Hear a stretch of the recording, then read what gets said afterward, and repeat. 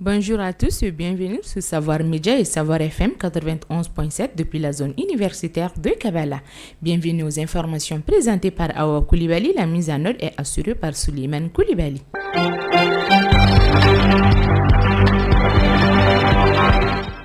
Voici les titres de ce journal. Le samedi 18 février 2023, à travers une note signée par son président Ousseini Amion Guindo et adresse au président en exercice du cadre d'échange des partis et regroupements politiques pour le retour à l'ordre constitutionnel d'Espérance Nouvelle, Djigui Yakoura s'est officiellement retiré du mouvement qu'il assurait la présidence en 2022. Les hôpitaux publics maliens tournent au ralenti pour non-satisfaction de leurs doléances. Les deux plus grands hôpitaux du Mali sont en grève. Les médecins de l'hôpital du Pongé ont entamé une grève illimitée depuis le 6 février 2023 et ceux du Gabriel Touré depuis le 13 février 2023. À suivre également dans la page internationale de ce journal, la décision des chefs d'État et du gouvernement de la communauté économique des États de l'Afrique de l'Ouest CEDEAO lors du sommet extraordinaire ce samedi 18 février 2023 à Addis Abeba. C'est tout pour le titre de ce journal. Dans un instant, le développement complet.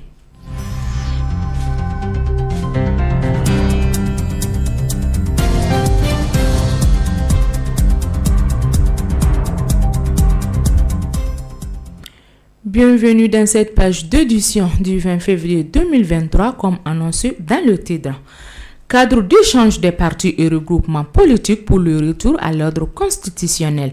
Le samedi 18 février 2023, à travers une note signée par son président Ousseini Amion Guindo et adresse au président en exercice du cadre d'échange des partis du regroupement politique pour le retour à l'ordre constitutionnel.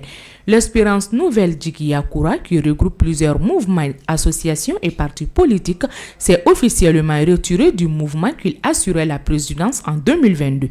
Dans cette note, il est précisé que suite à la suspension de participation de l'Espérance Nouvelle Djigui Yakoura aux activités du cadre d'échange des partis et regroupements politiques pour le retour à l'ordre constitutionnel en raison de la décision de participer à la commission de finalisation de la nouvelle constitution.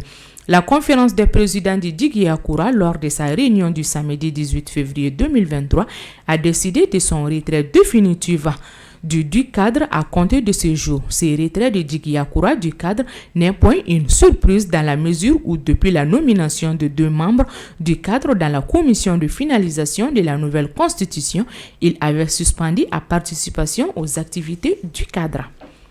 Ce dimanche 19 février 2023, le promoteur de la pharmacopée naturelle Mali et le promoteur de la radio Savoir FM Dr Ousmane Diarra a reçu une attestation de reconnaissance de la part de l'association des jeunes engagés pour le Mali pour toutes les actions de développement qu'il est entamé de mener pour le développement de ce pays et de sa commune. Il est au micro de Djakaridja Dambili.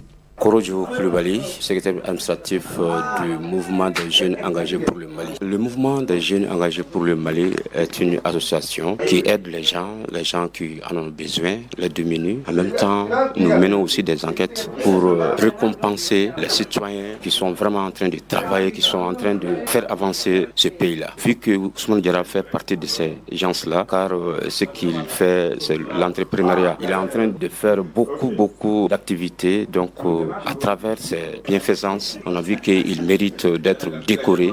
C'est pourquoi nous sommes là aujourd'hui pour vraiment lui remettre cette attestation, cette médaille, pour l'encourager dans ce qu'il est en train de mener comme activité. Dans les jours à venir, nous souhaitons vraiment sillonner le Mali pour chercher des gens vraiment qui sont engagés dans leurs localités respectives. On va toujours les chercher dans les localités reculées du Mali pour vraiment les récompenser à travers les actes qu'ils vont mener dans les jours jours à venir. En même temps, l'association, comme j'ai si bien dit, l'association est une association qui aide aussi les gens qui cherchent des dons pour aider les personnes vulnérables. Donc dans les jours à venir, nous comptons aller dans les villages, dans les communes pour chercher vraiment des indigènes, les gens qui sont vraiment dans la pauvreté. Nous souhaitons vraiment les approcher pour les vraiment aider dans les jours à venir.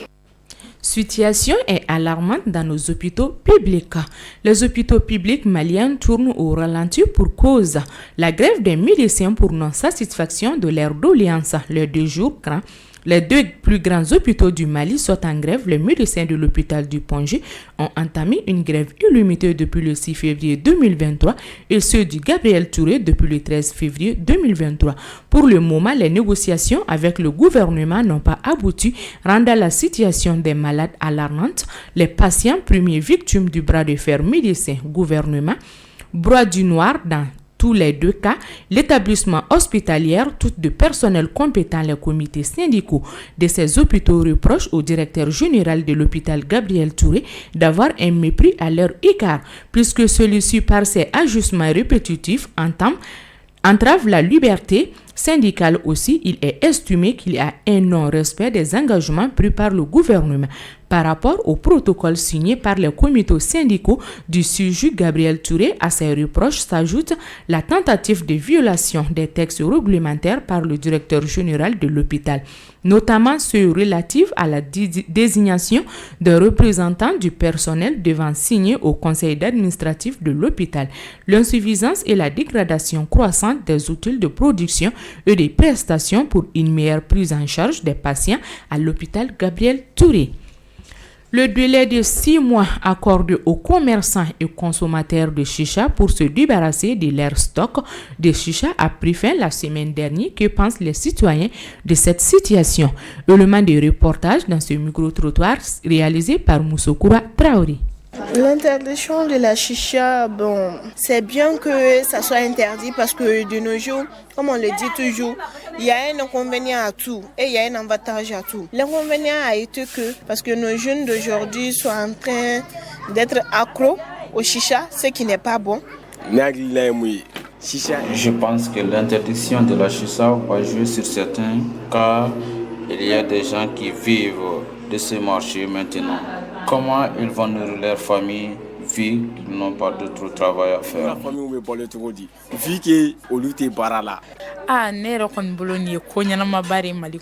Pour moi, c'est une bonne initiative au Mali ici, car ça peut provoquer des maladies.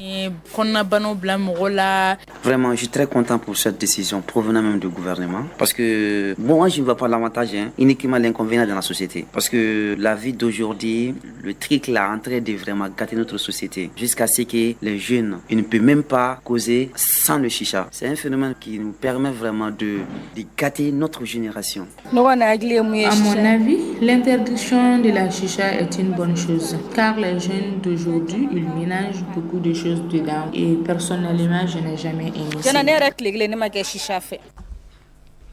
Face aux problèmes de santé dans la commune de Kela, les étudiants de l'école de médecine apportent un œuf de soulagement aux communautés. Envie d'apporter leur part de contribution afin de soulager la souffrance des communautés. Des étudiants de la faculté de médecine de la pharmacie ont organisé les 13, 14 et 15 février 2023 des journées de consultation et de dons de médicaments au centre de santé communautaire CESCOM de Kela. Elles ont concerné toutes les localités de la commune dont la santé de la population constitue un souci majeur pour les étudiants. Ressortissants de la dite commune, il est important de noter que depuis quelques années, des étudiants ressortissants de la commune de Kela organisent ce genre d'activités en vue de trouver des solutions aux préoccupations des communautés en matière de santé. Nul doute que depuis un certain temps, nombreuses sont les localités de notre pays où les communautés font face à un manque criant de soins de santé et de médicaments.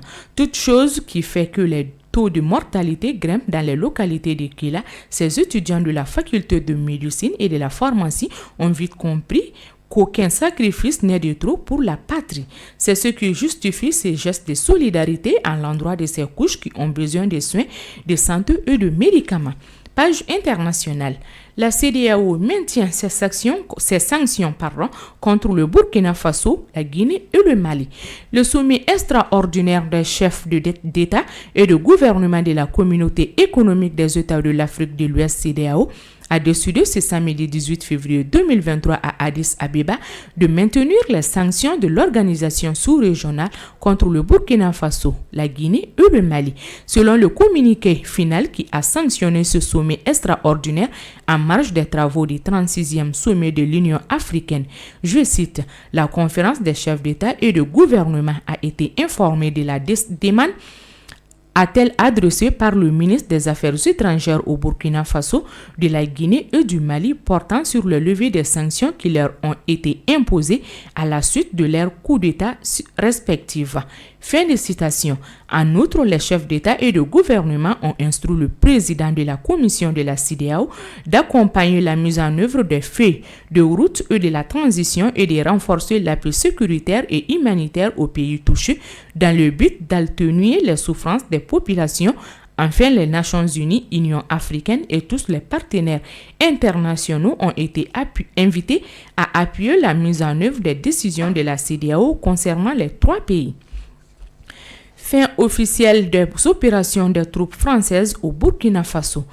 L'armée du Burkina Faso a annoncé ce dimanche 19 février 2023 la fin des opérations des forces françaises de l'opération Sabre dans le pays après la dénonciation par les autorités politiques burkinabé de l'accord de défense de 2018 entre Ouagadougou et Paris.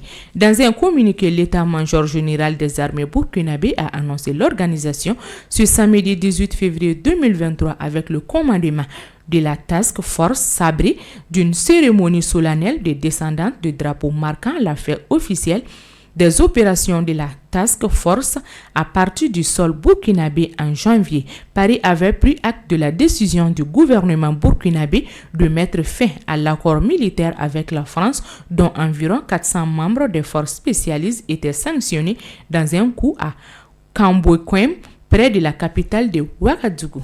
Page Sport.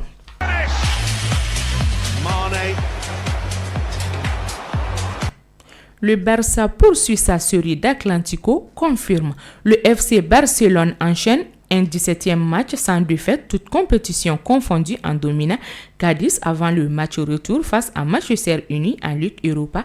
Serge Roberto. Le Robert Lewandowski ont retrouvé la faille juste après la pause. Le Barça reprend 8 points d'avance sur le Real en tête dernier Atlético Madrid. Tente de refaire son retard face à l'Atlético Bilbao. Les Madrilènes peuvent remercier l'Anthony Griezmann autour du seul but de la patrie auprès d'un cruche en solo et son 4e de Liga dans le même temps. Le Rayo Valencio est 6e et s'accroche à sa place européenne après un nul obtenu face à Sevilla. Nous bouclons ce page sport avec le footballeur ghanéen Atsu retrouvé mort après le séisme en Turquie. Le footballeur ghanéen Christian Atsu du club turc de Hatayspor a été retrouvé mort sous les décombres de son immeuble à Hatay, au sud de la Turquie, a annoncé ce samedi 18 février 2023 son agent cité par l'agence privée turque DA. Je cite, le corps sans vie d'Atsu a été retrouvé sous les décombres. On retire encore ses affaires. Son téléphone a aussi été retrouvé. Fin de citation, a affirmé son agent Moura Uzumene. Selon les médias turcs, l'ancien joueur de Chelsea et Newcastle en Angleterre, âgé de 31 ans, était sous les décombres de la résidence Romessan, une tour de 12 étages qui s'est effondrée dans le séisme. La météo avant de boucler ce journal, il fait actuellement 32 degrés Celsius. Le maximum attendu pour le reste de la journée est de 36 degrés Celsius. Le soleil se couchera sur Bamako et ses environs à 18h39. Point final à cette page d'édition qui vous a été présentée par Awa Koulibaly. Sa mise en note a été assurée par Suleiman Koulibaly. Merci à vous de l'avoir suivi et bonne suite de programme sur le groupe Savoir Média.